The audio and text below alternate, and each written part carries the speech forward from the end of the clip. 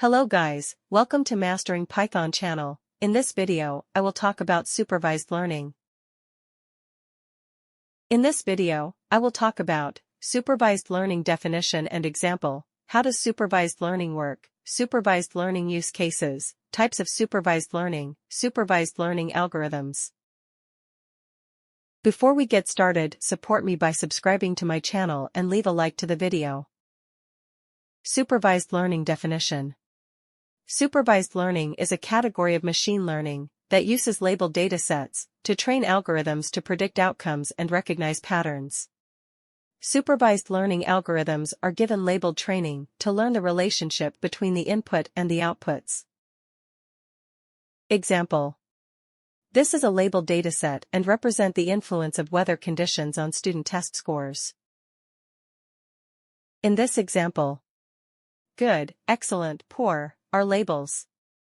A label means an answer or result.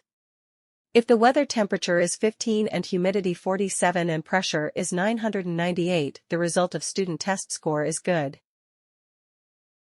In machine learning, a single row of dataset is called example, highlighted in blue, and the values except labels are called features, highlighted in green. In this dataset, we have 3 examples, each example contains 3 features and 1 label. This type of dataset that we use to train supervised learning models. Another example. This dataset is unlabeled because we don't have an answer or a result of this values. So we will use the trained supervised learning model with this dataset to predict the results. So in this dataset, we have 3 examples, each example contains 3 features but no label.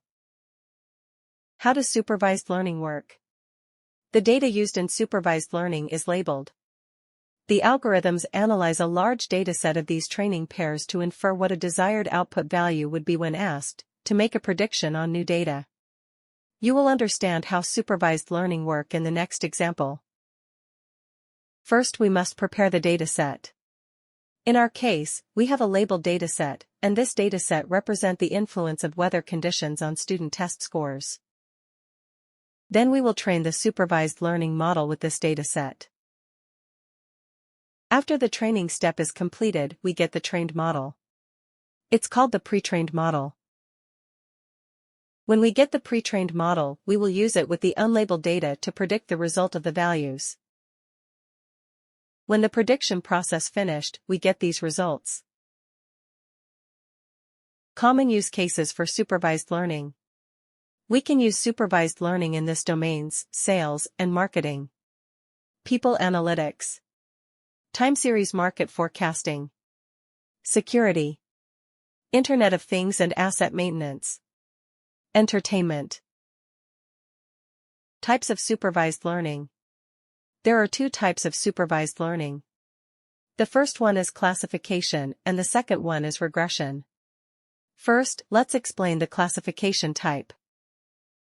Classification is used to group data by predicting a categorical label or output variable based on the input data.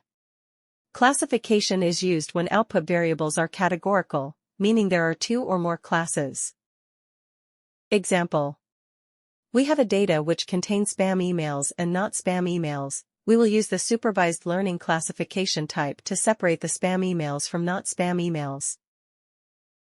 Regression is used to predict a real or continuous value, where the algorithm detects a relationship between 2 or more variables. Example. We have a data that represents the house price depends on the size of the house, and number of bedrooms, and number of the bathrooms. As you can see, the type of data is numbers, not categorical like the previous example, so we cannot use the classification type on this data. The best type for this kind of data is regression. I will explain in more details in the next videos. Supervised learning algorithms. Regression algorithms. Linear regression, logistic regression, ridge regression, lasso regression, polynomial regression, support vector regression, decision tree regression, random forest regression. Classification algorithms. Logistic regression, naive Bayes, k-nearest neighbors, decision tree, support vector machines, k-means distribution.